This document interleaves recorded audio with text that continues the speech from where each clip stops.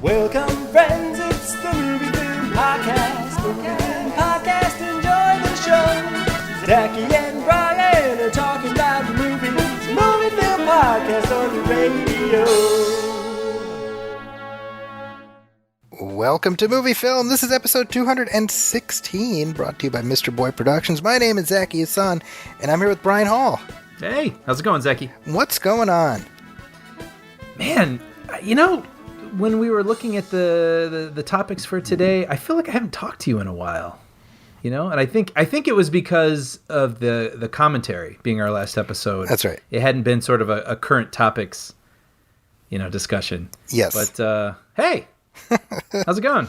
You know what's crazy is we recorded our last episode on January 3rd, and like 3 days later... Oh, okay. So wow. It's been a while. 3 days later, there was an insurrection to overthrow the government. Right. That's like a thing that happened. I shouldn't be laughing, but yes. That's a thing that happened, and we're just like, okay, and now, anyway, there's a new president now, so let's move. Like, it's weird. Like, we're just glossing over. It's like your uncle with the drinking problem that everyone in the family considers super awkward. Yeah. But rather than address it head on, we're just like, well, let's just get through this. Yeah. Let's just get through Thanksgiving. And it doesn't make those events any less awful. Yes. But yeah, we're powering ahead. I mean, we are recording this 2 days removed from the inauguration, and without getting too heavily bogged down into politics, I mean, I will say that after there was an attack on the Capitol, and Twitter was like, all right, we think it's time. It's been long enough. We're gonna ban Donald Trump from Twitter, right. Permanent, like, and it is like the weight of the entire world lifted at that moment, because I don't think I realized just how much stress was involved in my day, where there would be the waking up and what did he tweet last night that I'm going to be stressing about now. See, and I've heard this from a lot of people, and I feel like I didn't have that totally because I don't live in the Twitterverse, which is good. However, the news did make a story out of every tweet, so it didn't matter. Yeah. Anyway, every rambling became news. And so it's kind of nice to be past that. I mean, we forget because there have just been so many different things. But I mean, remember he tweeted like, "Hey, Kim Jong-un, you pussy, I'm gonna respond with fire and fury," or whatever he said.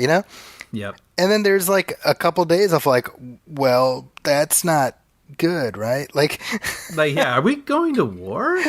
Over Twitter, Yeah. And so just from something that could have been written on a toilet, right? Yeah. So that aspect of life being closed off at least a little bit is nice. Mm-hmm. The other thing, I have to admit, I've taken a great deal of vicarious joy out of seeing the various QAnon people. That was wild. It really was. And seeing them divested of their illusions has been pretty great. Yeah. Certain, things I'd seen where they're like, well, I guess I'm the laughingstock of my family now. Right. It's like, well, wow. At it's least like this cloud has been lifted, that was covering no one's eyes but their own. I mean, and for those listening who have no idea, especially those of you overseas, there's this internet conspiracy called QAnon had taken on it gathered a lot of moss as it rolled downhill. And it became this global encompassing cabal of Democrats and pedophiles who are, it's really cockamamie. And the idea was that, well, Donald Trump will be the guy who saves us from this, right? Yeah. And you say, well, just from the surface, you're like, well, that sounds insane, right? Mm-hmm. But it reached a point where these, as, the election was called and as this happened, as each barrier to entry for Donald Trump getting a second term went up, the desperation became more palpable until it became like, on this date, this is going to happen. On this date, this is going to happen. It's still good. It's still good. It was like that. Yeah. Until their whole deal was like on the inauguration day, Joe Biden and all these people are going to show up to take the oath, but actually it's going to be Yep. a preventive action by President Trump who's going to arrest them all and put them on trial for crimes against humanity, and then he'll begin his second term. I mean, real cockamamie stuff. Which, by the way, I didn't realize it had gotten to that. Yes. Kind of started ignoring it. Yeah. And So- when I read all the reactions to this, the people, when that didn't happen, I just couldn't believe it. I mean, they were like, okay, in 8 minutes, this is happening. Yes. Here we go. Yeah. 12 o'clock. And then it's like 12:02. Here They're we like, go. Yeah. well, what's going on? I guess they're a little late, and then Yeah. as Biden like walks into the White House, they're like, okay, we might have got screwed here, Yeah, it's amazing. It reminds me of like the Hale-Bop comment or something like that, Yeah. where you're like, how? You know what it reminds me of, and this is like such a weird reach, but see if you can go with me on this. When I was a kid, when we were kids at the same time, they used to have this candy called Bonkers. Do you remember this candy? I do, yeah. So they would show these commercials where people would eat this fruit-flavored candy called Bonkers, and there was such a blast of fruit flavor that a giant fruit would fall out of the sky and land on them. Yeah. Do you remember those commercials? Yeah, I do. So I saw those commercials when I was like, 3 or 4, and I was like, wow, it's amazing. When you eat that candy, the fruit falls on you. And I was so I wanted that candy because I assumed that what happens in the commercial is what happens in real life. Yeah. It's a true story. So we got a box of cereal, and it came with a free packet of Bonkers candy. Yeah. And I was like, I'm going to eat that. And I'm not even kidding, Brian. I was like, we're going to have so much fruit, y'all. There's going to be enough for everybody. Wait for it, So get the thing out, and we were visiting Chicago at the time, so I was in at my uncle's house. I'm sitting on the couch. I put this thing in, and I'm just like looking up. I'm like, where's that fruit?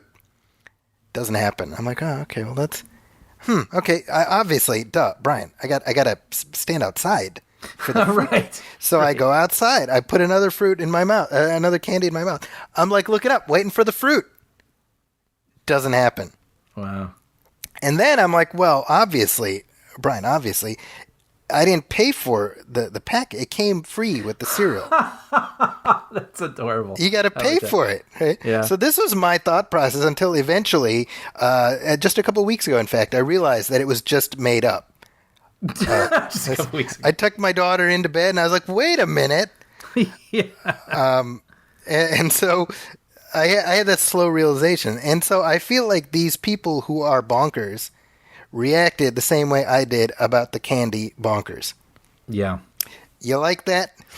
It's pretty good. That's how I connect. Good. That's how I connect those dots. You gotta use adult-like discernment with what's being handed out to you, right? Yeah. I mean, this is going to be Zachy's soapbox, but seriously, I mean, we have fallen as a society so far down the social media rabbit hole. You said it, discernment. We've lost the ability to discern fact from nonsense. I mean, there's no baseline for what we consider credible information. And if your entire worldview is based on a meme centric thought platform, that's fundamentally problematic, right? Yeah. Like, I'm not saying, the New York Times or Washington Post, like those are infallible, because of course they're not, right? Sure, But there is a framework, and I say this as a journalist. There's a framework in place to ensure that the information that's put out is the best possible information.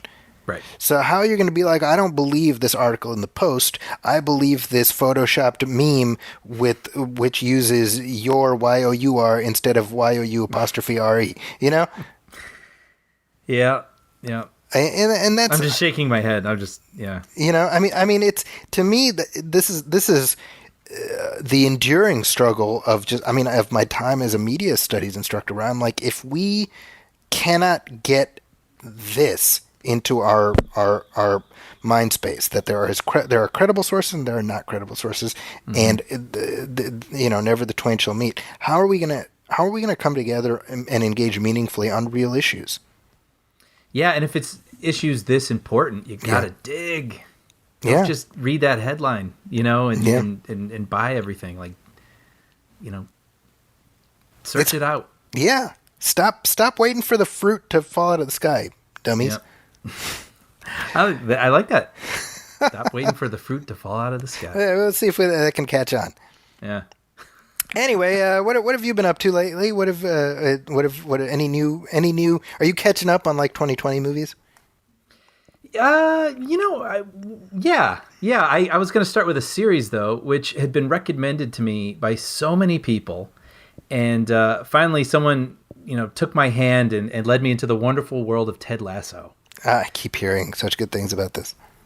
It's wonderful. It's just wonderful. And I knew it would be. It's just, I have a hard time. I've said this many, many times. I have a hard time starting TV series for some reason because they feel like, okay, well, this means I have to watch 16 things. But if it's 9 at night, I'm like, oh, but I could watch a movie and then I'll have the satisfaction of, the beginning, middle, and end in one night. But I'm so glad that I finally watched this. It's just the IMDb summary, which I like reading, by the way, because it's like non-spoiler and so succinct. It's kind of perfect instead of me screwing it up. It says it follows U.S. American football coach Ted Lasso heading to the U.K. to manage a struggling London football team in the top flight of English football. So basically a U.S. American football coach becomes a soccer coach in the U.K. And he's played by Jason Sudeikis. And this was a character I think he did for NBC Sports. That's right. Right? There were some shorts. Yeah. And what's so lovely about this is it could be overly sappy, right? Or this really, really genuinely kind character could become a caricature. And then you would be like, well, I just don't believe this person is a human being, right? And it almost becomes like a joke, like, look at the dopey nice guy. But Jason Sudeikis really makes this person feel fully fleshed out. He really is that kind. There was a moment where he introduces two people together, and he says, "Congratulations, you guys just met a cool person." And I can't explain it. I just started tearing up. Like it was just like, oh, it was too much kindness. You know what I mean? And that's good enough because the fact that they pulled that off is great. But it's just populated with all these really interesting, dynamic characters. And, without getting too much into it, but there's like a head, the owner of the soccer team is similar to the character from Major League, where it's someone who wants them to fail. So I was like, oh, right, got it. She's the mean one. But she's so much more than that. Like, she's this really fully fleshed out character who has very real motivations. You sort of ache with her. You rejoice with her. You kind of wish she'd do things a little differently sometimes. And that goes just across the board with a lot of these characters. A lot of the players on the team. The assistant coach is such an interesting character. I don't know that I've seen a character like him before, but he's just so understandable and likable. It's just a wonderful world to exist in for whatever it is, 6 or 9 episodes or something, or 12 episodes. No, 10. And people can watch this on Apple TV Plus. Apple TV Plus. Yeah, I definitely recommend it. It's a nice place to be. Nice. What else? Oh, so then as I was checking out a lot of people's 2020 top 10 lists, I was seeing this documentary, The Painter and the Thief, pop up a lot. And all I knew about it, this again, going to IMDb, it says an artist, and this is a true story, it's a documentary. An artist befriends the thief who stole her paintings. Actually, there's more, but I'm going to stop right there for spoiler stuff. But yeah, basically, true story. And that's what's sort of fascinating when you think about a documentary where you start at a point and you just have no idea what's about to unfold. And this documentary, as far as I understand it, takes place over the course of at least 4 years. The story continues to unfold and become very interesting. And so, yeah, you have this artist who's, struggling in a lot of ways, but very talented. And she has 2 paintings that were worth a lot of money stolen from her. And when the thief is caught and taken to court, she basically approaches him and says, "Can I paint you?" And so she, allows him to come over to her studio. You find out that he's an addict. And throughout the documentary, it's a little more obvious, as you go along and you go, oh, wow, this guy, he needs some help, And what I really loved about it was her doing that. I don't even know that she realized it at the time, but she was she could have either done that and then sort of dropped him and made it an interesting chapter for herself, or she can invite this person into her life, but that's going to take some work because this person needs more than just a friendly face. Like, he needs a little bit of work, and she fully commits to that. And what unfolds is this really, really interesting and lovely friendship, very unique friendship that even as you watch, you're like, wow, are they angry at each other? Like, how much patience does this woman contain? Like, it's not, a lot of documentaries, sometimes they can get really sensational and a lot of flash and try to hold your interest. This one is just a very subdued, quiet, but lovely portrait of two people, and a really unique and unlikely friendship that unfolds between them. And I really loved it. So, and where can people watch that? That I don't know where it is everywhere, but I watched it on Amazon. Okay. I rented it for about $2.99. It wasn't even that expensive. So there you go. That's one place people can track it down. Yeah, and just making this even more a moment in time here historically. So from the inauguration, there was the picture of Bernie Sanders. Yes. Sitting in the folding chair with his arms, in the mittens and everything, and that's popping up everywhere, right, in memes. So after this movie, I started following the artist on Instagram. And just this morning, I saw she posted a picture of her and this guy with Bernie between them, Photoshop between them. And I was like, wow, it is literally everywhere. That's really funny. That was hilarious. But, and then lastly, and I know you've seen this also, so we can both talk to it, but I finally watched Soul, a Pixar movie that was released on Disney Plus. And it was supposed to be a theatrical release past summer. But, yeah, this is an interesting movie. I'm very curious what you thought of it, actually. I'll just say off the top, I got pretty emotional throughout it. Yeah. But I also don't know that it's Pixar's strongest offering. Yeah, I agree with that. Right? Like, I had, borrowing from other things I had read about it that I agree with, they basically said Pixar has gotten so good at doing this thing that this feels like that thing light in a way. Maybe like sort of Inside Out, or this sort of inward examination, and a lot of, for being a kids movie, it's a very, very adult themes. And so I think I really connected with the themes themselves, and I was able to sort of look at my own life and the world around me through the prism that this movie was holding up. But I think the movie itself, there were a couple things that could have been sharpened maybe, or even fleshed out a little bit more. Yeah. But honestly, that's the strongest criticism I can say about it. And I don't even mean that in a really, really sharp way. I think it's still a really, really good movie. And even like a pretty good movie from Pixar is still better than pretty much everything else. Yeah. I mean, I'm amazed this movie exists. If this wasn't a Pixar movie, this movie would never exist. That's for certain. Yeah. Right? Yeah. And so, yeah, those acknowledging those things, I was really swept up in it. I was very emotional, by the end of it. And I thought it was lovely. So what did you think? I agree with your take. I mean, I think so. For those of you who haven't seen it, you can watch it on Disney Plus. It's this person who played by Jamie Foxx. He's a high school music teacher, but he has dreams of being a jazz musician. Yeah. And so he feels like he's wasted his life. And then an opportunity presents where he can finally live his dream. And just when that happens, he essentially dies. Yeah. And he's like, on his way to the afterlife. He's like, it's not my time yet. I still have more to do. So he's trying to get back to Earth. And in the process, he meets this, like an unborn soul, basically. Yeah. Called 22s, played by Tina Fey. And the two of them help each other, Because she doesn't want to live. Right. Like, she's kind of afraid of Earth and just has no interest in it. Yeah, He's dying to get back. And I will say, I mean, the cosmology that this film creates was like Christopher Nolan Tenet level of like having to figure out the rules. You know what I mean? Yeah. So it wasn't a barrier to entry for me, but I was definitely like, all right, hold on, let me make sure I got my scorecard here. You know? Right. It's a lot of ideas. And yeah, there's a whole thing where people on Earth can somehow enter the soul realm, and Yeah. It's you know what's There's a lot interesting? going on. Yeah, what struck me is that this is a film that is dealing with concepts that are heavily tied into religious worldviews, and yet it really needed to sidestep all of that in a sort of approaching the afterlife in an agnostic way, which was a challenge when you think about it, right?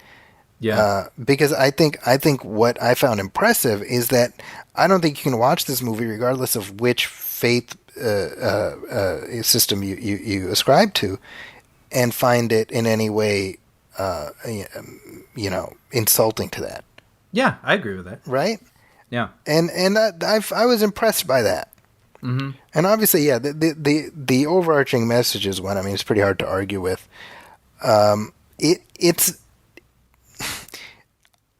It's not a movie, if I'm being honest, that really stayed with me too much past when I saw it. Yeah, I agree with that. And that's not something I can say about other Pixar movies where I'm like, oh man, I want to experience that again. Mm-hmm. I didn't feel that, but I definitely didn't have any complaints as I watched it. I would definitely say I connected with it, and I wonder if you did as well. It being about like an artist and like creative pursuits, and a lot of times creative pursuits require you to keep, one foot on the ground at least to survive, but you still have your head in the clouds to some degree.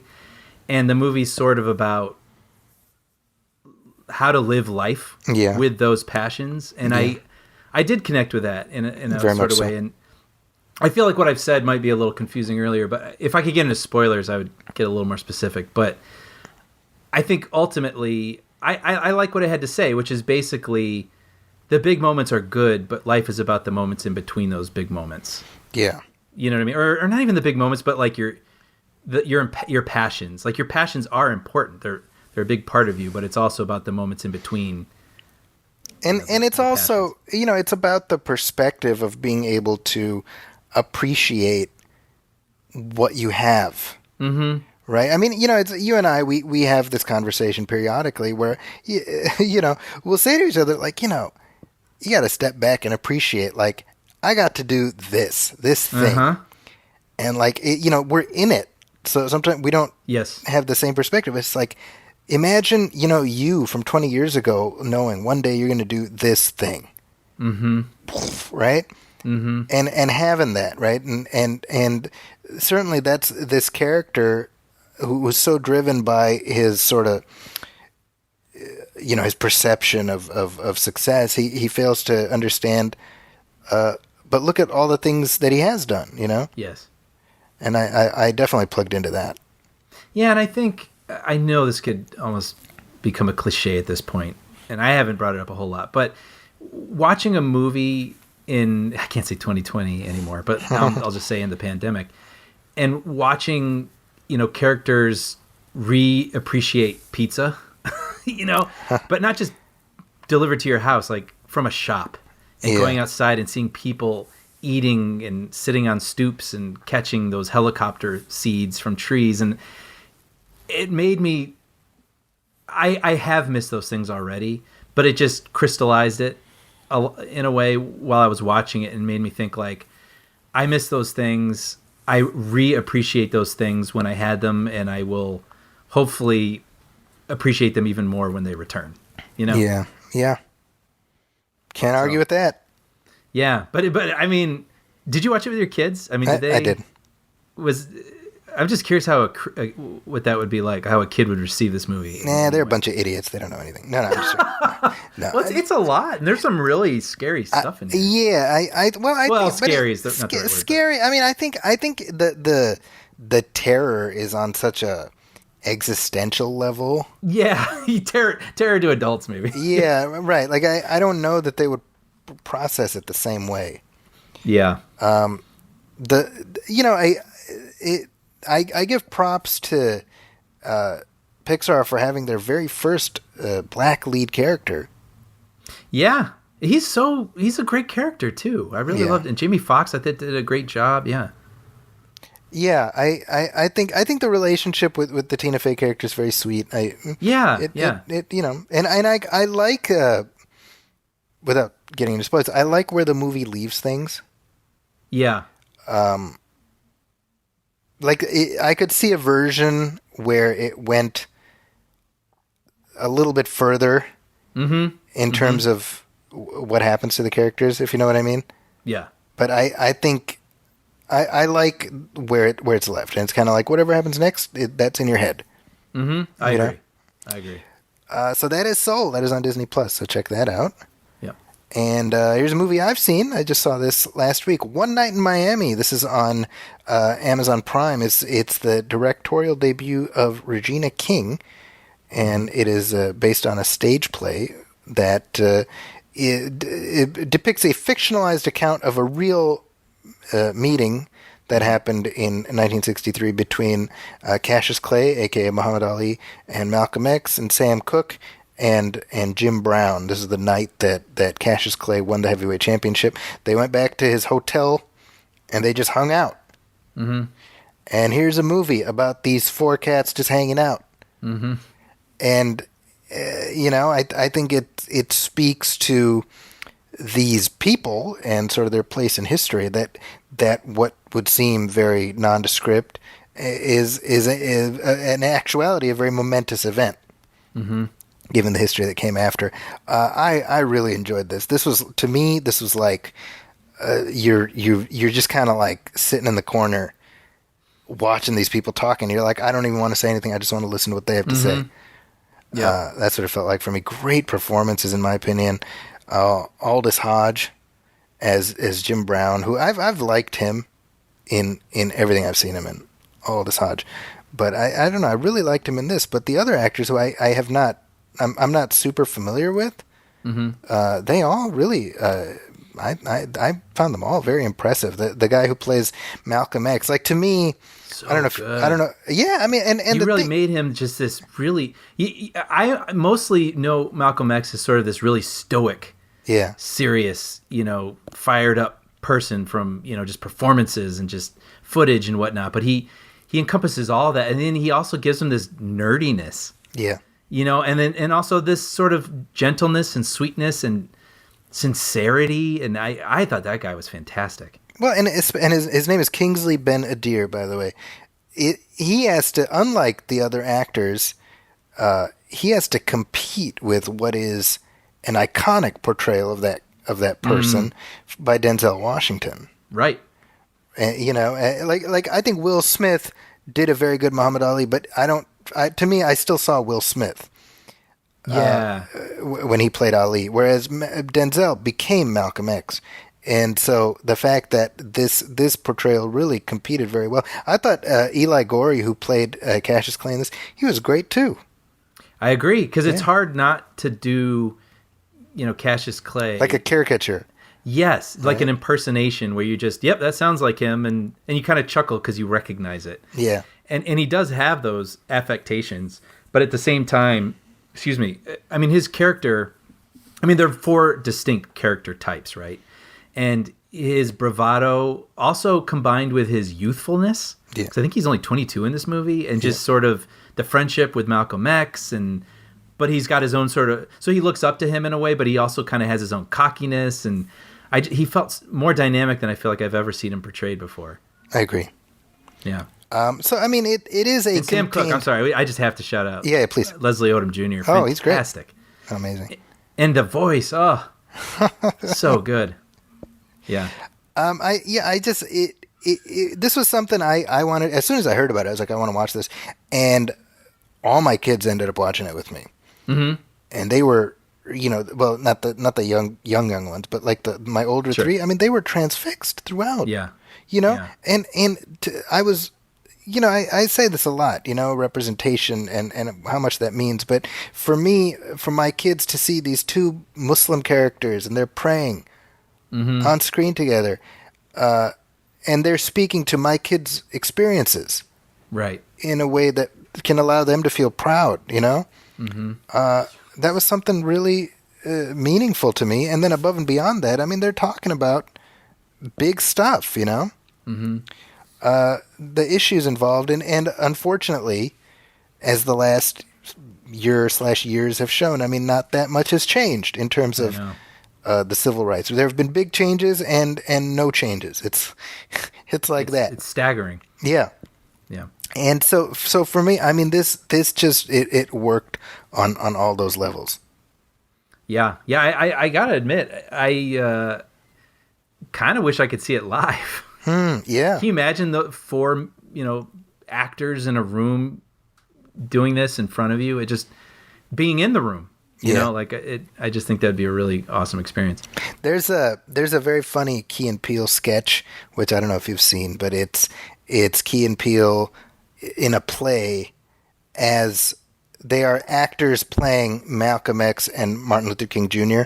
I don't remember this. So the play, it's like the play is like a meeting between Malcolm X and Martin Luther King. So you have these two actors, and it's like a primarily black audience, and it's very funny because like the Martin Luther King actor will say something on the audience, will be like, yeah, because they're very vocal, and the other actors like trying to now get that reaction from him, and so you have these actors who are in character trying to one up each other. It's so funny. I love them so much. They're rerunning a lot of Key and Peele now on cable, and I'm always stopping on it. It's so good. Just the other day, I watched the sketch, and this is, you talk about like only Key and Peele could come up with this and pull it off. It's about the guy who had to speak in Washington after MLK. I remember that. Yeah, so funny. Yeah. But anyway, you talk about seeing it as a play. Like, I just think about that. I'm like, I picture a bunch of actors who are like trying to one up each other. Yeah. No, but the movie, it just worked for me, man. Yeah. And I guess the opening, it's kind of interesting because the opening segments were created for the film. That's right. Which just to sort of to open it up. You mean like before the titles? Yeah, like that moment with the Jim Brown and Bo Bridges. And Dude, what the hell, man? That, I gotta be honest, it took me a minute to get into the film. I did find myself waiting for it, like the gears to sort of kick in. And then when I found out that they sort of invented the first 15 or 20-ish minutes of it, I was like, that feels right. Because it did start for me once I think the play actually began. Yeah. However, I wouldn't take away that scene with Jim Brown and Bo Bridges. the character Bo Bridges portrays, let me say. Yeah. Because it is so, like, gobsmacking. It's like a gut punch. It's a gut punch. And it sets you up for the world we're entering. Yeah. Like, you have to understand that these people are revered. However, they are still viewed by many, many people as someone they wouldn't even let step foot in their house. Yeah. Ridiculous. And I thought that scene was, it made me hurt. Yeah, totally agree. Well, I was talking about Aldous Hodge. I feel like somebody pointed this out to me this week, and it kind of blew my mind. He is Sam Jackson's nephew in Die Hard with a Vengeance. Really? Yeah, you know those two little kids? Yeah, at the beginning. He's the older one. Wow. Blew my mind. Huh. Can you believe crazy. that? My brother and I are actually going through the Die Hards. Yeah. Doing the there's the two kids who are like, and who do we not trust? White people, right? Mm-hmm. Which, Brian, that has been, my guiding principle because of Sam Jackson and Die Hard with a Vengeance. It's funny. I was watching some of that, and you remember, like, they look out the thing, and there's Bruce Willis with the sign. I was just thinking about that. I remember when it was on television one time. I was like, well, I gotta see what they do with this. Yeah, it was like, I hate everybody. I hate everybody. He's like, oh no, we gotta stop him. It's like, it's a little PG rated, okay. But one of my kids is like, what? He read the sign. He's like, what's and I'm like, it's a bad thing. Don't ever say that, please. Like, oh, wow. Yeah. Didn't occur to me. Like, oh yeah, R-rated movie. But anyway, of the two little kids, the older one there is Aldous Hodge. Wow, I am happy to know that. Yeah. Thanks for passing that along. Future Hawkman, Aldous Hodge. He's going to be Hawkman in Black Adam. Oh wow. With Dwayne Johnson. Forgot about that, actually. That movie. Yeah, I mean, I think it's still a thing, right? I'm sure. I think. Anyway, speaking of DC Comics based entertainment, this was an unplanned segue. I also just watched a TV series called Stargirl. And this is based on a DC Comics series, and it was made for not HBO. It was made for the DC Universe app back when that was a thing. Before that got folded into HBO, and then it was ported over to the CW. And man, I loved this show to pieces. It was really fantastic. Oh wow. It's really one of the best things about DC Comics, the comic book universe, is the aspect of legacy. The idea that you have somebody starts out with an identity and that identity gets passed on, and you have generations of heroes. That was something I always liked when I was a kid. Like there was the Golden Age Flash, and there was the Silver Age Flash, and there's modern. Right. It keeps going. And so this is about the Justice Society of America, which predated the Justice League. In the comic books, they were around during World War II, and so that's where you had a lot of these first-generation characters. And so this is about Stargirl, who she takes on the equipment and weaponry of Starman, and it's about her sort of her stepfather, who's played by Luke Wilson. Oh, really? Yeah, and he's great, of course. Yeah. He's a former sidekick. Oh, okay. So he's got like some of this old gear just hanging around, and so she finds it, and so they've moved to this like small town, and basically they find out that there's like this supervillain conspiracy kind of in this town, right, that they have to uncover over the course of 13 episodes. And I'm like, if you can imagine something that takes like kind of the flavor of the MCU and meshes it with like the Incredibles, kind of this really unique energy. That's cool. And you get this series, and I love how unabashed it is about just being a comic book show, right? But they also put some money into it, so it doesn't look kind of, like these superhero shows on the CW, you got to kind of squint past a little bit. Sure. Because, they got like a filmed in Vancouver vibe. Right. Right? This one, they put a little money into it, and so it actually holds up, Mm-hmm. And so you got 13 episodes, and it has been renewed, but I'm almost like, these 13 episodes are like, let's just like put them behind glass. You know what I mean? Really? So it has a satisfying season arc. Very much so, Yeah. I didn't go in expecting something bad. I didn't go in expecting anything. Right. But it really pulled me in, and once again, it just became this thing that my kids were just... They're like, oh, put on Stargirl. Like, yeah. Really? All of them, That's great. Super. Yeah. It's just very funny, though, because of the way the timeline works. You have, like, the Justice Society. They were around 10 years ago, and now we're this, right? And it's like, well, 10 years ago is, like, 2010, right? Right. So you have these... Right. It's just funny because, like, these characters are Golden Age characters. So it's like Luke Wilson's... his superhero name, he was Stripesy. Because the guy he was a sidekick to was the Star-Spangled Kid. So you have Star-Spangled Kid and Stripesy. And so they'll be like, your name was Stripesy? What the hell? And he's like, well, it was a long time ago. And I'm like, it was 2010. Right. Like, I think people knew better, than calling themselves Stripesy in 2010, That's hilarious. But it totally worked. I'm a fan.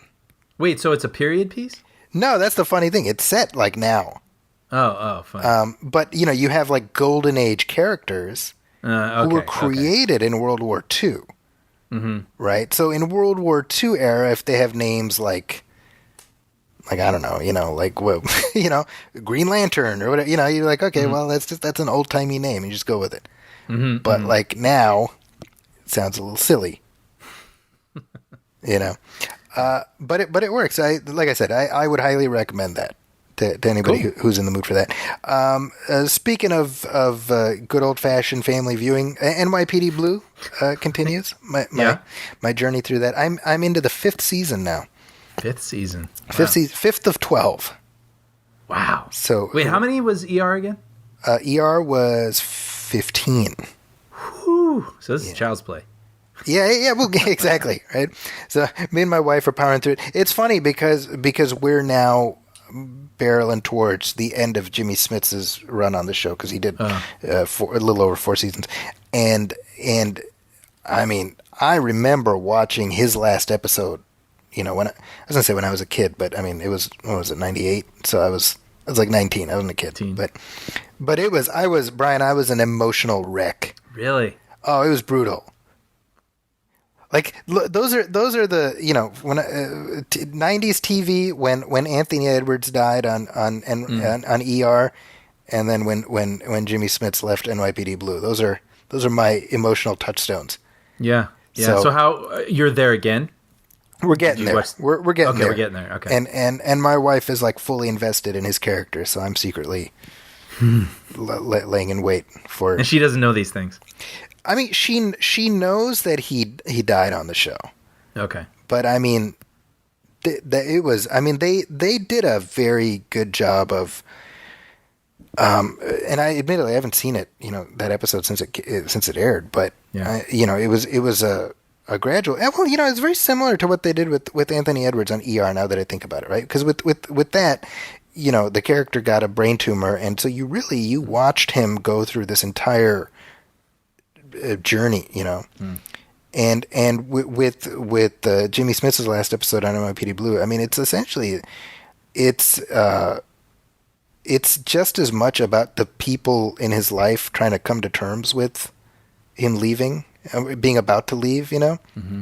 And right. I remember that really stuck with me when I was a kid, just, because you don't think about concepts like that, mm-hmm. Except in a very broad, abstract sense. So to have it driven home in this way felt very, very raw. Yeah. Well, that'll be something to revisit, like as a different person. Yeah. In many ways, right? Very much so, yeah. So, I mean, I'm not looking forward to it because right. I love the character. I love Jimmy Smits, but it was a great episode, no doubt. Yeah. So, hey, let's take a little break. We'll come back, do some listener letters.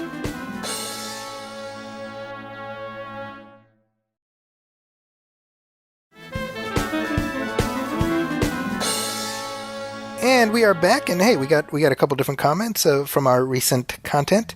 Cool. Here was a message on Twitter from Spencer5150, who, in response to our Star Wars: The Force Awakens commentary track, just retweeted it with the comment, "R2 keistered the map," which I love on so many levels, primarily because it's a deep cut reference to our own movie film history. Yeah, our Superman 3 commentary. We made a commentary track for Superman 3, and I don't even know how it came up, but yeah, the movie ends with Superman walking into the villain's lair with a thing of acid. I think Brian was like, well, where was the acid? Yeah, because he comes in empty-handed, right? Yeah. And then all of a sudden he has the acid in his hand. To which I said, well, obviously, he keistered the acid. and lo, a catchphrase was born. Right. I'm grateful for having put that out into the universe, and I'm glad that it's able to pay off in weird deep cuts like this. So I love seeing it recontextualized. That's fantastic. Thank you for that, Spencer. R2 did indeed keister the map. Yeah. Here's one. So this is from Dave White. He says, "Hey guys, I've only been listening since the fall of 2020, so I may have missed any commentary you may have made with regards to the Ray Fisher versus everyone at WB feud." Yeah. I've seen various headlines whenever Fisher took aim at another individual at Warner Brothers. The latest being Walter Hamada, who's like the chairman, or he's like the head of DC Films. But I don't recall seeing anything specific from Fisher about Joss Whedon's behavior, just a lot of innuendos and a comment about Jeff Johns threatening his career. Okay, so in response to the Ray Fisher thing, I honestly can't remember, Brian. Have we talked about this? I don't know that we have. If we have, we didn't go very deep into it. Yeah. Mainly because I'm kind of like, this is like entirely a he said situation. Yeah, it's really, it's like I have no reason not to believe him, right? Yes. And I feel bad for him because he obviously went through something that was really troubling and he feels very passionate about. And a lot of the other actors have not made statements, but just through tweets and whatnot have seemed to vocalize support. So yeah. It seems to me, Brian, I mean, there seems to be a Fisher Fisher, Fissure, between like how Joss Whedon is viewed and how Jeff Johns is viewed. Mm-hmm. In that, it seems like most people are backing him up on Joss Whedon being at least inappropriate. Sure. Right. Whereas with Jeff Johns, it's a little bit harder to find the meat behind that. Yeah, I was gonna say, I believe that he went through something, and I want that to be remedied, right? But yes. We don't quite know what it is. So it's like we don't have the whole story, so it's sort of hard to know even. Like, I don't even know exactly how to comment on it. Really. I mean, I think the problem with social media is that you're able to sort of generate a lot of conversation. Mm-hmm. But in the specific instance of Ray Fisher, he's saying a lot of stuff has happened, but he's not offering any specifics. Mm-hmm. And I don't mean even like show your receipts, but I mean like say specifically what was said. Right. Say specifically what so and so did. So I'm not saying he's making it up. I don't know. I think like he's putting his career at risk. So I believe he thinks something happened. Mm-hmm. I mean, he straight up lost out on a part in the upcoming Flash movie. Yeah. Because of this. Yeah. Because he critiqued Walter Hamada, who's like the new head of Warner Brothers, who, as far as I know, was not involved in any way with Justice League. So he's like, I will never work on any production that he's involved in. He just came right out with that. I don't know where that's coming from. Yeah. Yeah. But again, my thought is the same as yours. I'm like, well, I mean, why would you like? This is not even about trying to generate heat for yourself, because he is demonstrably damaging his career. Yes. And so why would one do that unless there was something there?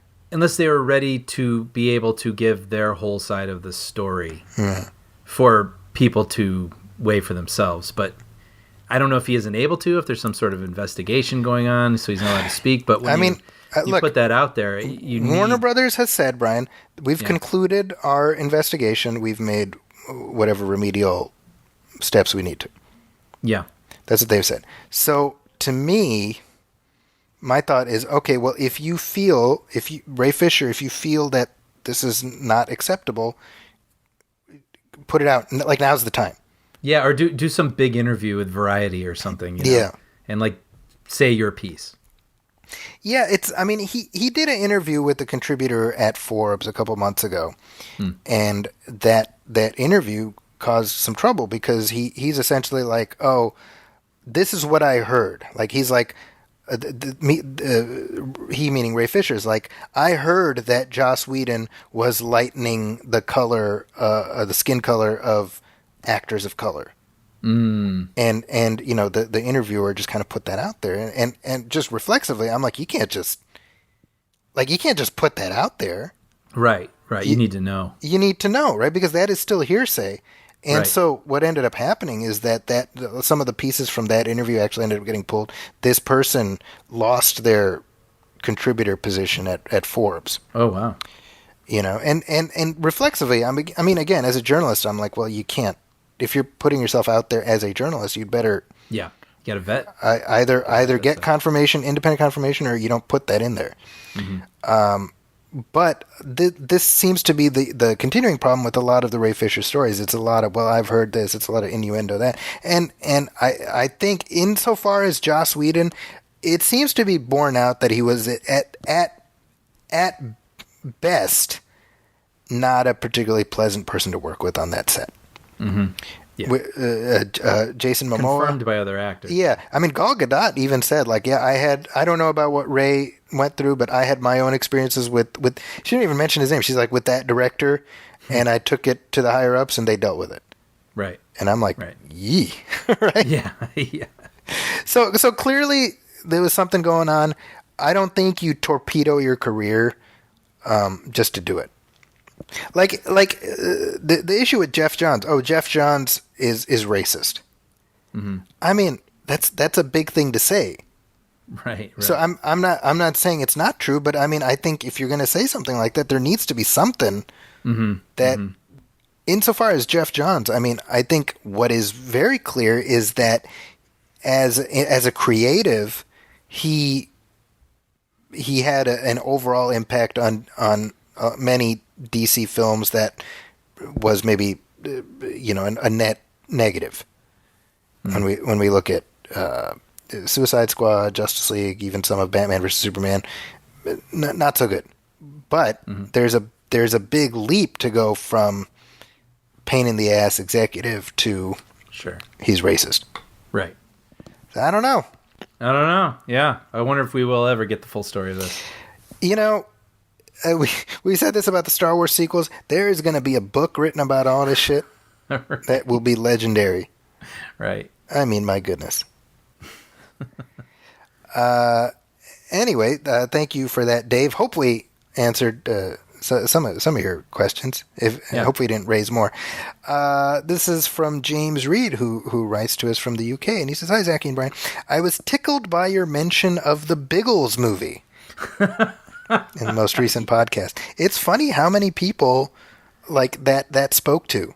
Yeah. Wait, can you remind people of that? What that was? So I'm trying to remember myself. How did Biggles go? Okay, yeah, that's it. I was talking about the movie Monster Hunter. Mm-hmm. And through a very tortured line of a thought that really only makes sense in my head, I was like, you know what it reminded me of? A 1985 movie called Biggles. Which I've never heard of. Yeah, well, so Biggles is a very successful, long-lived series of books in the UK. Had a much more minimal impact over here in the States. And so they made it into a movie, and they were like, hey, it's about this World War I flying ace. Let's add time travel, because that's just what you do.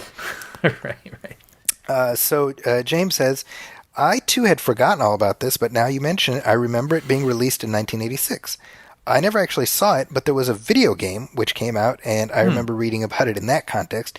Even as a kid, I remember thinking what a strange idea it seemed to have time travel mixed up with Biggles. That's just how Hollywood works, though. Yeah.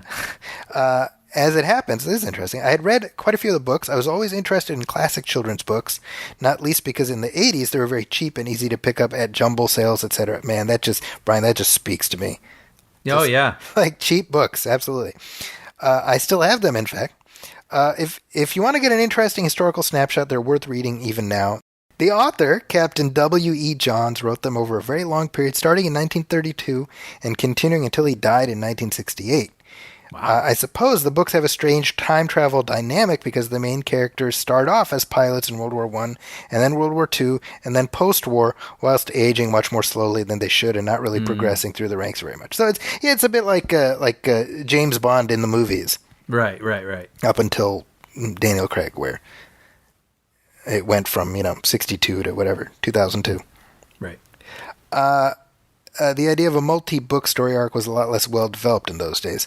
That is true, and for those of you who've been asking, there was your Biggles moment. Yeah. Brought to you by James Reed. Biggles Talk. Yeah.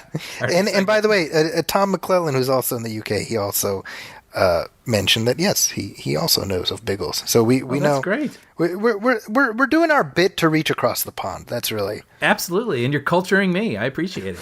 There you go. With that, let's take another little break and talk about some headlines.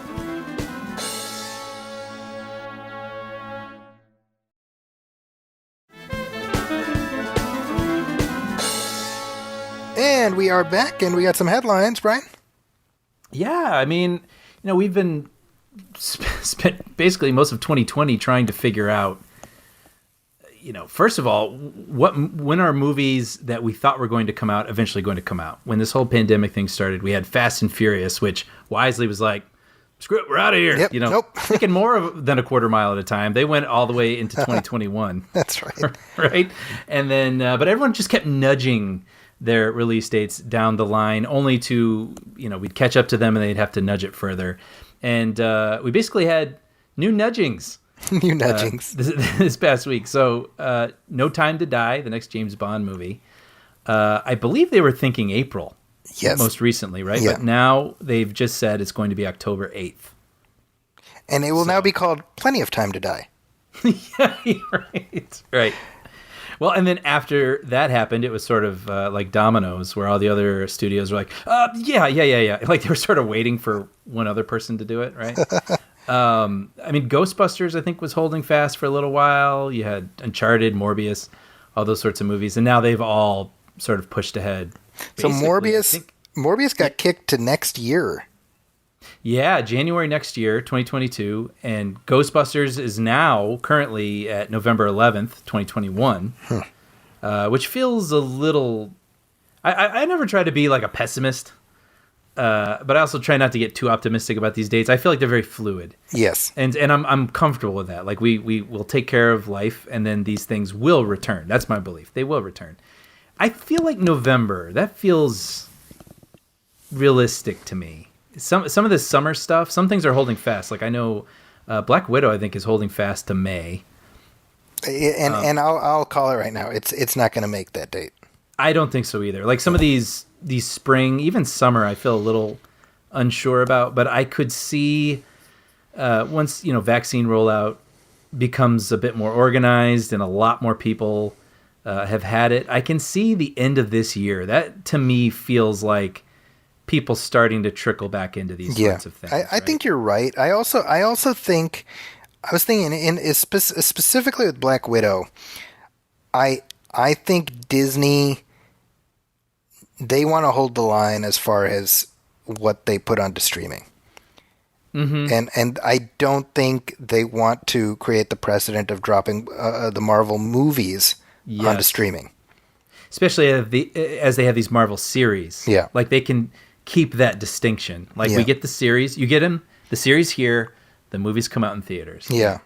Like I do wonder if that will ever sort of create some sort of crack, right? Where they depend on each other in terms of timeline, right? That's my question. Yeah. because I think they dropped WandaVision, which we'll talk about in just a little bit, and that doesn't seem particularly beholden to, for example, Black Widow. Mm-hmm. But there's the Captain America and the Winter Soldier. Sorry, Falcon and Winter Soldier. That's going to be tied in with this stuff. WandaVision is setting up, Doctor Strange, and there's all these pieces. So now, their life has gotten remarkably more complicated when it comes to scheduling this stuff, because now it's not just the movies. Right. Right. It's like you pull one thread, the whole tapestry comes undone. Yeah. But it's interesting, speaking of holding fast, Top Gun Maverick, so aka Top Gun 2, a lot of streamers expressed interest in trying to buy it and release it on their platforms, and Paramount was like, nay. Yeah. Like that movie. And I'm certain Tom Cruise, is a big force behind this. Yeah. But they're like, no, this is a theatrical experience, and it will come out this will bring people back. Yep.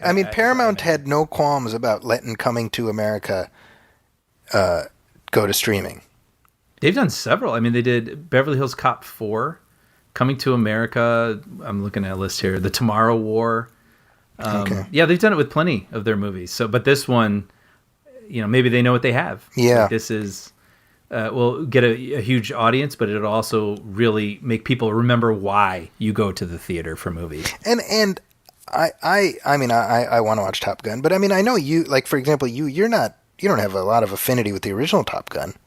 Not as much as most people my age. Yeah. I like it, but I don't have like heartfelt. See, that's my point. I'm wondering if there's a big enough audience to justify holding the line on that. It's not that I'm super excited to go see another Top Gun movie. Sure. I just know if Tom Cruise is going to bring a fighter pilot movie to the big screen, it's something we're showing up for. Sure. Right? With the exception of The Mummy, recently. It just seems like he's got a lot of quality control going on, and there must be something special with this. Yeah. So this feels like a movie I would go see opening weekend. Sure. That's Joe Kosinski, right? Who directed it? Yeah. It is, okay. I'm curious about that. I gotta say, I think at this point, the majority of 2021 is basically a wash. I think so too. I think optimistically, I would imagine or would hope that maybe towards the holidays again, there could be some big like welcome back, sort of November, December sort of thing, possibly. Yeah. But I don't know. We'll see. Sadly, I think I agree with you. I think most of 2021, it's going to be sort of maybe HBO Max and Warner Brothers were on to something. I mean, even with Bond, I mean that's been another one that a lot of the streamers want to buy. And right. Again, I think MGM, it's tough, man. I think they're smart to want to hold the line because they want certain things to be special. Mm-hmm. I agree. I think that's another one that I agree with preserving for a theatrical experience. Yeah. And people will show up for it. That's right. Yeah, I agree with you. So I don't know. And I mean, like Ghostbusters, I don't know a lot. I mean, like, let's be real. Like if obviously we'll watch them on streaming, Yeah, that's one I could go either way. I can imagine it because it's such a big name. Yeah. You wanting to preserve it, but at the same time, I could kind of see it being a draw for some sort of service online. Yeah. I mean, they got Godzilla versus Kong dropping in a couple months. Mm-hmm. March, right? I think it's March, right? I think I just saw the first TV spot for it. I don't think they've even released a full trailer. And that, to me, I mean, yes, that seems like a bit made for the theater experience. Mm-hmm. But on the other hand, like the Godzilla didn't do that well, I know. I go both ways. I think to me it does seem like an easy streaming decision, although it's kind of sad because the characters are so massive. Yeah. It would be kind of fun in a tall screen and a crazy sound. And You mean you're not gonna like sit in your driver's seat watching it on your phone? Watch Godzilla versus Kong on your iPhone 10. Right. See that? I mean, I said this before. Like I've got a big ass 4K TV. Right. So like I'm like fine. Yeah. But there's still something about watching these two guys go at it on an IMAX. I agree. And you know what? I'm gonna throw a little plug out there for people. When I hear all this about home theaters, I don't have a home theater. I do have a really nice big television that I like, but I got a Vizio surround sound, which is basically, it was only like $150, and so it wasn't like breaking the bank like hundreds of dollars for this thing with like Atmos speakers and whatnot. But it has a sound bar on the front, which acts like a sort of right and left speakers. It has a subwoofer and it has two rear speakers, and it is really good. Like it really, even you're watching like Wheel of Fortune or something, and then the music suddenly kicks in behind you. I mean, it's really immersive.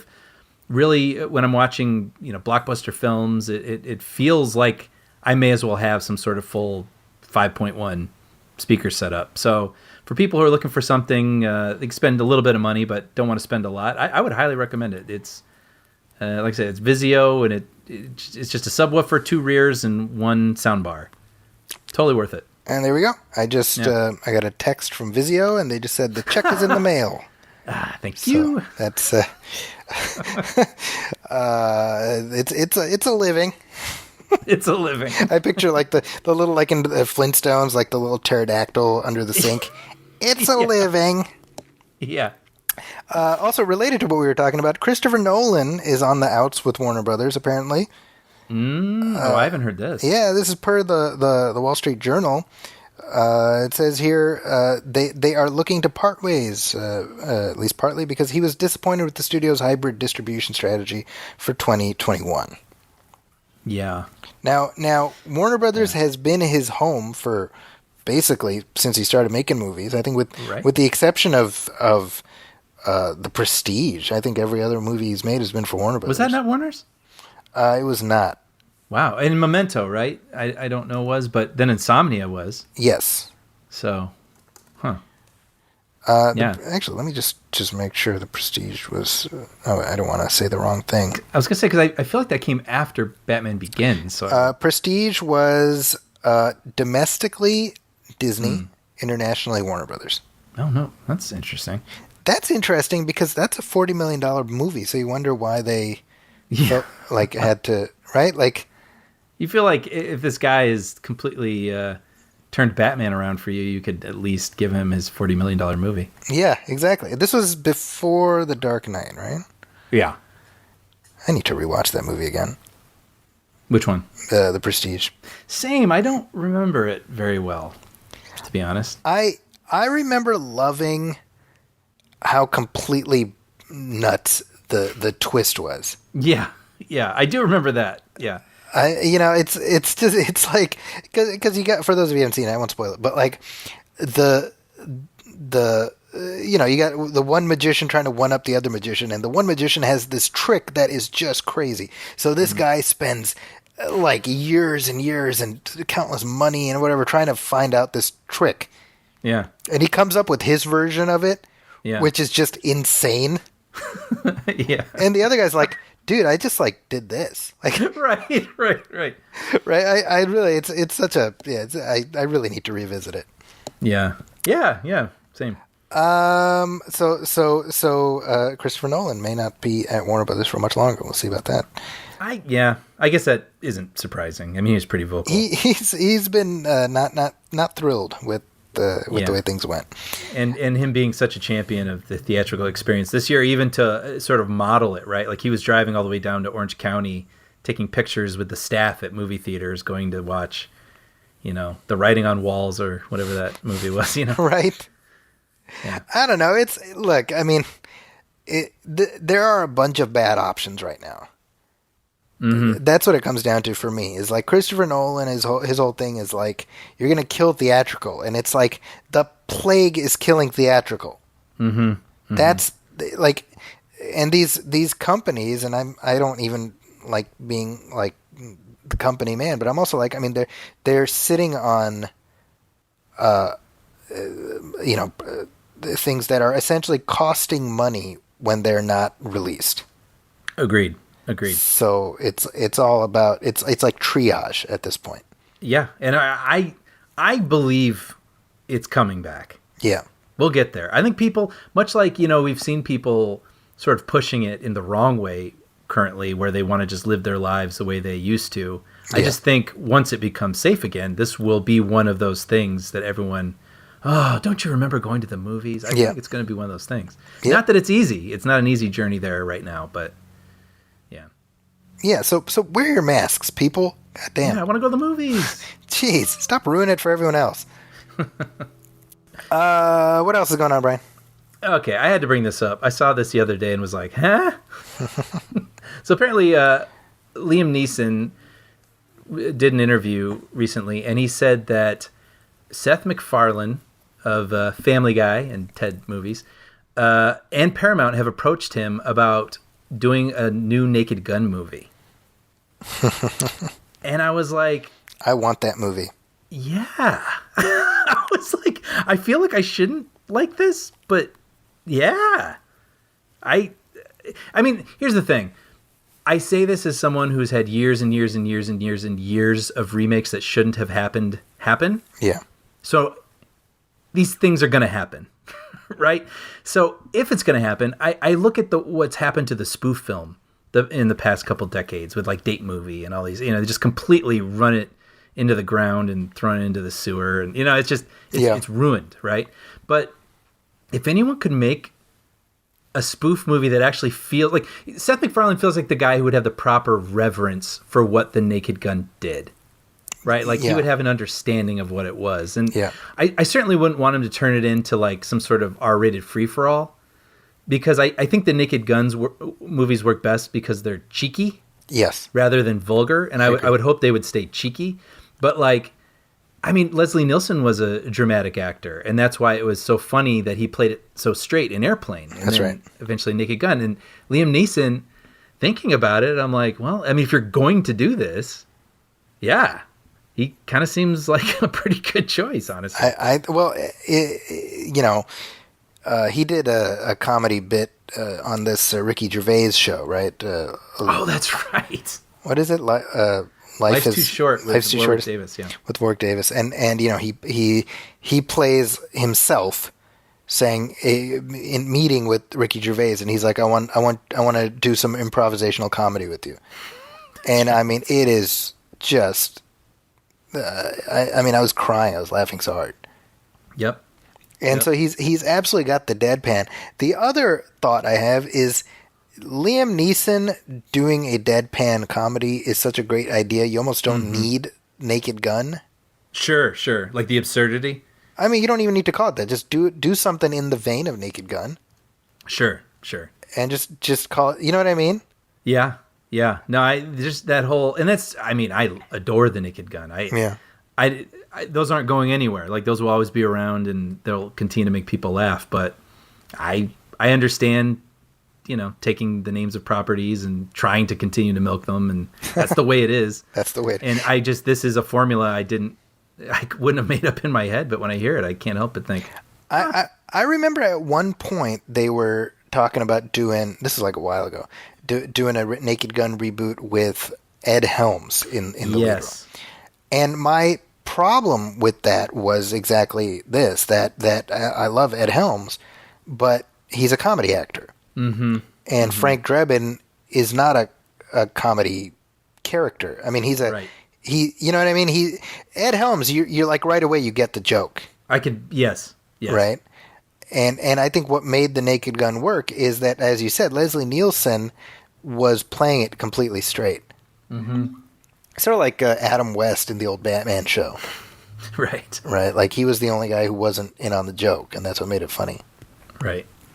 But I would watch Liam Neeson play Frank Drebin. I agree. Yeah. And apparently he has again retired from action movies. Yes. So it's like his fourth retirement. So yeah. Maybe his schedule's opened up a bit. Yep. So let's take one more break and we'll come back. We'll talk about WandaVision, now streaming on Disney+.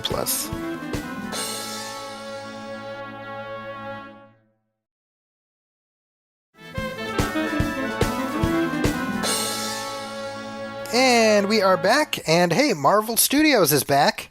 Yeah, they are. It's been a little while. I didn't realize how much I had missed that theme music.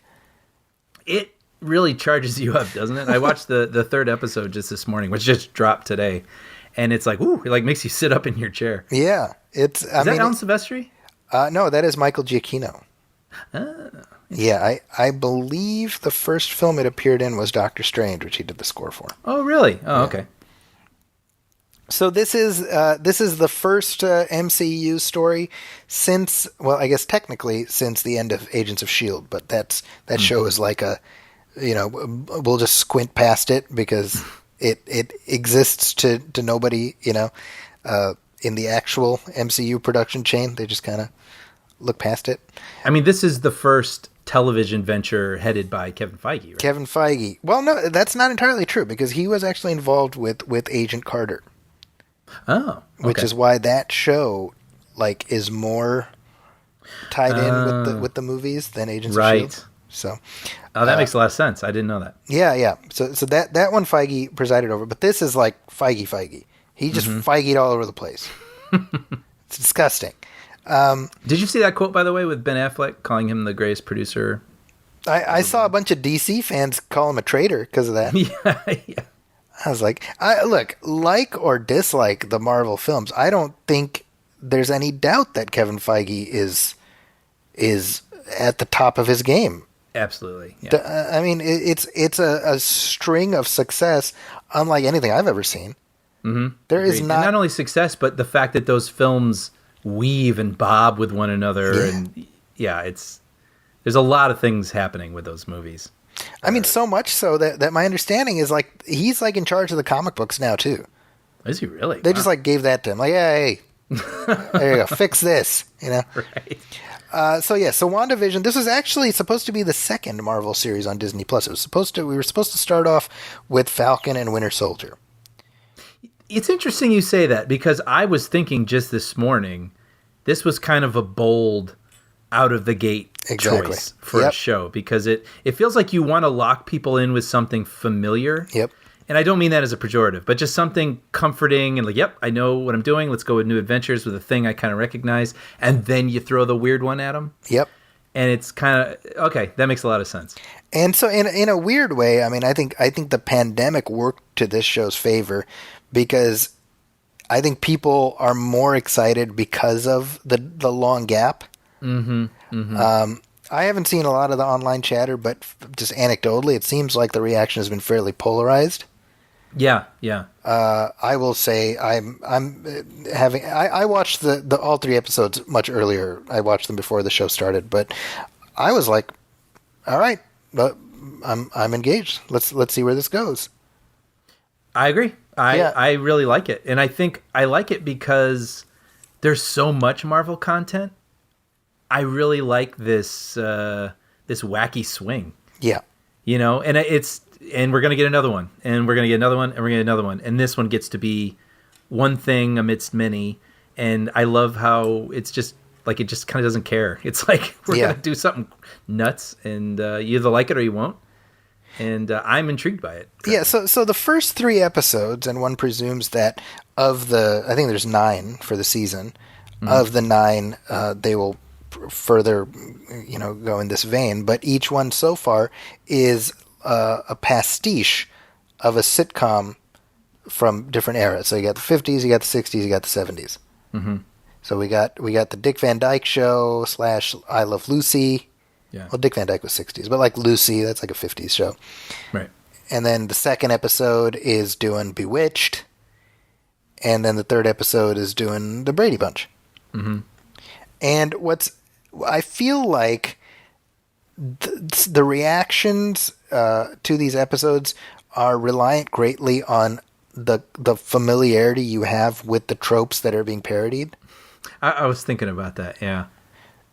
Because like with my kids, I had to kind of like explain stuff as we went. So I'd be like, after we watch, I'd pull up like, here's the intro to Bewitched. See, that's what they're doing there. Right. So if you're of a certain age, you'll just be like, where's this going? And right, and you're not as much in it. Like, oh, this is fun what they're doing. I think that I had that very thought this morning. It's funny you say that because I know it's going somewhere. I guess because I watched the trailer, but I wonder how this would be received if people could binge it, and see this as more of a complete thing right away. Yeah. And because it is a bit of a slow burn getting to where it's going. But I'm enjoying it because when I watched the first episode, I this actually feels like a Lost Lucy episode. Yeah, totally. And I've seen people do these pastiches before, and they're pretty good, but the camera looks a little modern, or they do the thing. But they go the whole 9 yards. I mean, not just the 4x3, but just the look and the sound of it, and the way that Elizabeth Olsen is speaking. Yeah, it's. And the types of jokes, the boss coming to dinner sort of gags, like it is perfection in terms of riffing on these shows. And then when she did the Bewitched thing, she speaks differently in that. Yep. She speaks like, a character from the 60s. And I'm just amazed at the detail, and because I'm so familiar with them, I am appreciating them just for being these sort of lost episodes of television. But I love knowing whenever they sort of dip into like David Lynch land. Yep. I really enjoy that because I know something's coming, but I think it does require a bit of patience. That's it. Disney Plus's whole model is we're not doing the Netflix thing. We're gonna make people wait, and I think on the whole, people have responded positively to that when it comes to like say The Mandalorian. Mm-hmm. People like the wait. With this one, there's a little more like, come on, like when are we gonna get? It's like Millhouse waiting for get to the a fireworks factory, when are we gonna get there? And right, and I'm kind of with you where I'm like, well, why not like just let this play out? Like it's not a 26 episode season. Yes. So like you have to imagine of 9 episodes, by at least episode 5, the plot will be moving towards a conclusion of some kind. Yeah, I think I appreciate this sort of slow rollout. I definitely appreciated it with Mandalorian. It was really fun to have something to look forward to each week. Yeah. Right? And when it ended, I was ready, but I didn't get it. I didn't get to have it. And then it would be Wednesday, and I'd be like, ooh, Friday, I get a new Mandalorian. That was a fun feeling. And I do actually sympathize with people who watched the first episode of this and were like, huh? I don't sympathize with them. They're idiots. Idiots. Well, I was impressed. Like I said, I enjoyed it because I recognized what was happening. But like it does not, wink's the wrong word, but it doesn't give you a little break in letting you know that something is going beneath the surface till the very end. And if you're watching this whole 22-minute episode of like I Love Lucy, basically, I can imagine people being confused. Yeah. You know? But you know, going back to what you said earlier, I love that they have enough of a record of success behind them. Yes. That they feel comfortable being like, hey, let's do this thing instead. Yeah. You know, it's very. It reminds me of different storylines they've done in the comics, you know, and I think that's what. Look, let's be real. This story that they're doing in WandaVision would not be a movie. Right. Right. You know, and they would have to turn it into something it's not in order for it to be a movie. Right. So what I love is that Disney Plus offers a vehicle for these, secondary characters to get a spotlight. And it's funny for them being secondary characters. I'm enjoying spending time with them. Yeah. Like they're both. I've already praised Elizabeth Olsen, and she's Paul so Bettany good. has been just a treat in this. Paul Bettany is so much fun watching him play sitcom dad. Right. And Catherine Hahn is ridiculous. Like she was like basically born for this. You know what I mean? Right. I mean, she's been amazing in a lot of things, but she is so that nosy neighbor. Yeah. She does it so well. Yeah. But I the one we just watched this morning was the Brady Bunch riff, and I'm just amazed where they aren't just making every sitcom feel like, yeah, you know, you get it, like sitcom mishmash. Yeah. It was like, this really felt like a Brady episode. The way they were joking with each other was different than the way they were joking in Bewitched. Right? Yeah. Their banter. And, the people making this thing have a clear sense of what made each of these types of shows the way they are. yes. Yeah. Yes. So I wanted to talk about. I'm not talking about specific. I was about to say something that I kind of liked, but yeah, that's my general take on it. I want to talk some spoilers, Brian. Why don't we do a little spoiler wall? Yeah, let's do it. And maybe as a little tantalizing tease pre-spoiler wall, do you know if this is based on a run in the comic books? Are you familiar with this sort of whatever's going on here? There are aspects of it that remind me of things, but this specifically, to the best of my knowledge, no, it's not. Okay. Yeah. Well, on to spoilers. But I got some theories. You know, we can talk about them on the other side. Okay. Of this. All right. Spoilers. Alrighty. Hey, everybody. How's Come to the other side. Hey, everybody. I'm David Lynch. Yeah. It was me all along. So that moment when the guy was choking in the first episode. Yep. That was so good because the whole thing had been shot like a 3-camera sitcom. And then all of a sudden the angles moved to a more cinematic, not only positioning, but movements. Yeah. And it was like, that was the break. And it was so subtle. And I love that they didn't even force you to notice it. It's like you did or you didn't. Well, and having Deborah Jo Rupp as the wife. Yeah. Who is like the quintessential sitcom wife. Sure. And she's doing this like creepy. Yes. Stop it. Stop it. Stop it. Right? I mean, it does such a good job of breaking the reality of the show. And I mean, obviously there's like all this meta stuff happening, right? But my theory is that Wanda has like reality altering powers. Mm-hmm. So I feel like she has constructed this reality. It's not like a Matrix situation where she's been plugged into a program.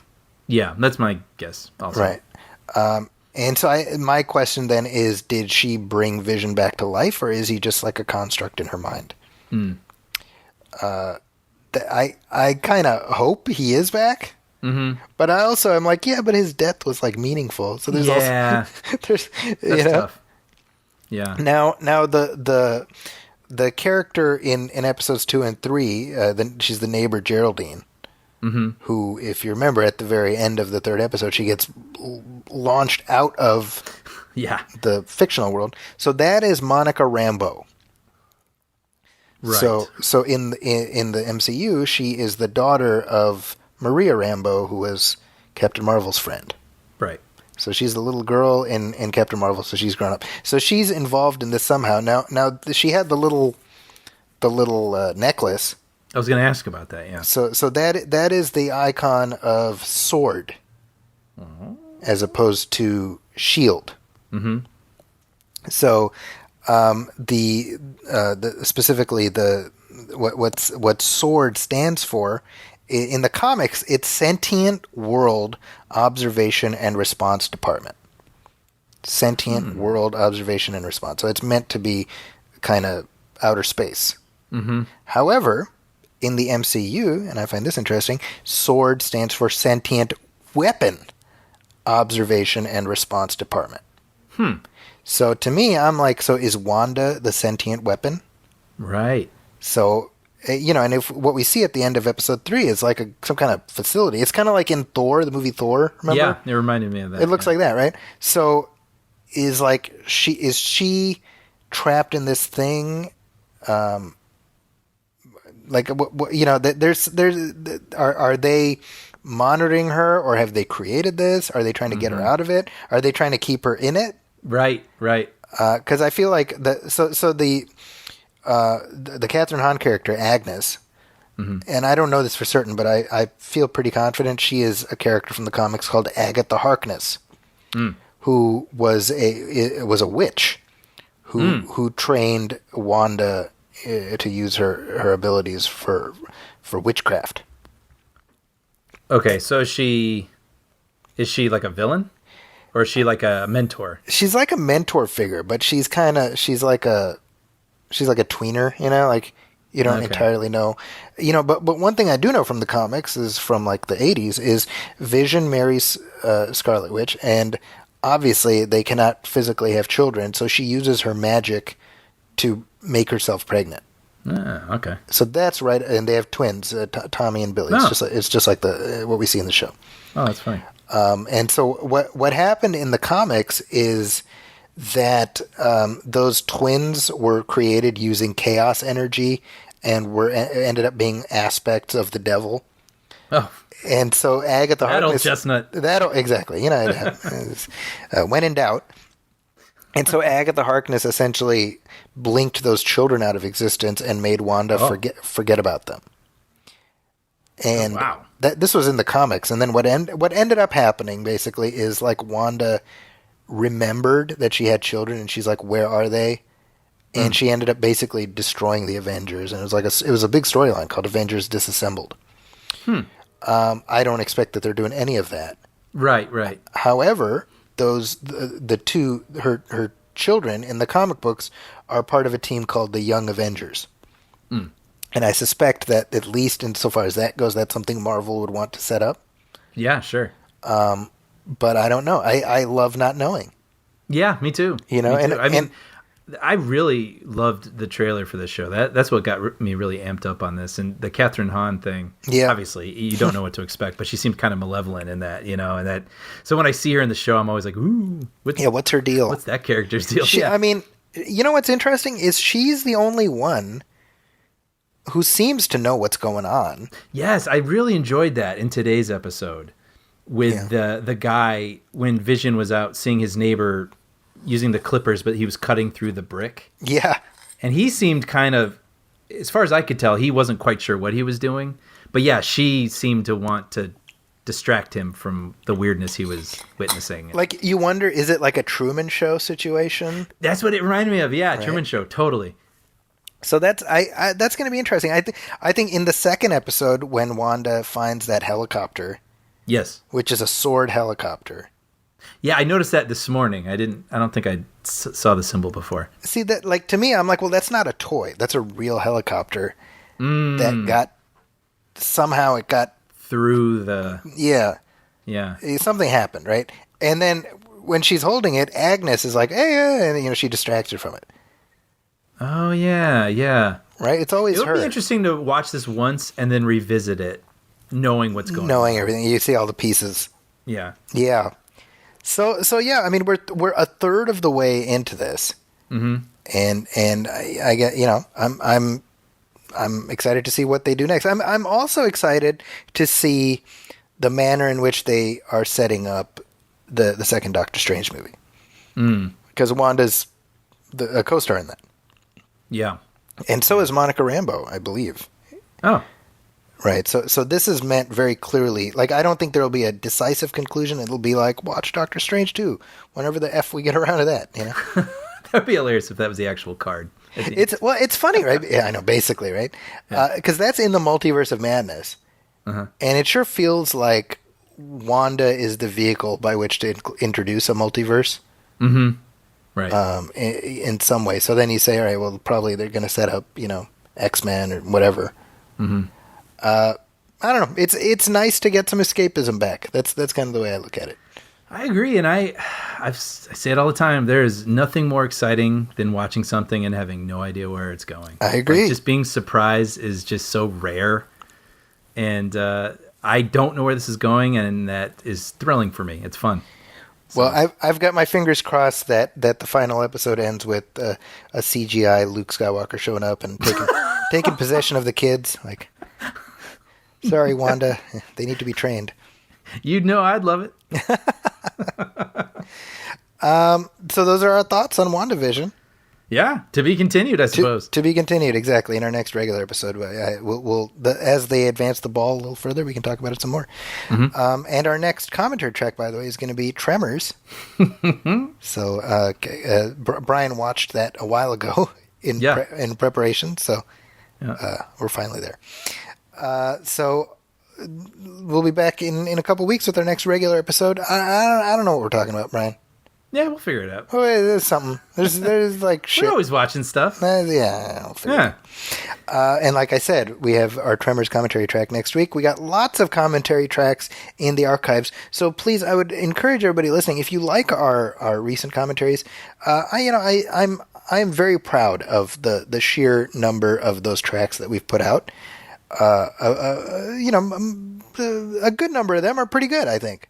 I was shocked at how many we've done. I think you told me. I don't even remember the number anymore, but I went through my folder and saw all of them stored there, and I could not believe how many we've done. Yeah, some of them, honestly, I forgot. I was like, wow, I guess we did do that, Yeah. So honestly, I forgot that many of the ones we did last year. Like, I forgot we did Dick Tracy. Yeah, that was a fun one. So we got a lot of fun ones planned for this coming year that I'm very excited about. So, in fact, Brian, one movie I really want to watch with you is Silence of the Lambs. Oh yeah, I've only seen that maybe once. Really? Like, I don't have a huge familiarity with it. I liked it, but it's not one I've revisited a lot. So yeah, I'd be really curious to do that. Movie celebrates its 30th anniversary next month. Oh, wow. So that might be one that is worth dipping into. I am a big fan of that movie. Yeah. So maybe that's coming. We'll see. Yeah. Please keep your questions and comments coming. You can email us at moviefilmpodcast@gmail.com. You can also hit like on our Facebook page, facebook.com/moviefilmpodcast, and you can message us there. As always, please go to iTunes and leave a review, leave a star rating. Every little bit helps. And Brian, where can people find you when you're not podcasting? Oh, I am writing for two adorable dogs, Puppy Dog Pals. New episodes are still airing, and that's on Disney, Disney Junior, and Disney Plus.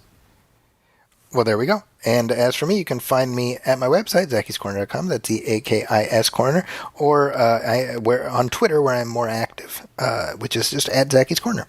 And on behalf of my partner, Brian Hall, thank you so much for listening. Thank you for joining us as we embark into the unknown frontier that is 2021. We don't know what's going on. It's all just bananas, but we'll see. We'll be here. We're happy to be with all you guys. Yeah. Happy to be here with you, Zachy. Likewise, and we're happy that everyone is sticking with us through this. So thank you, and we'll catch you next time. Welcome, friends, it's the Movie Film Podcast. Enjoy the show. Zachy and Brian are talking about movies.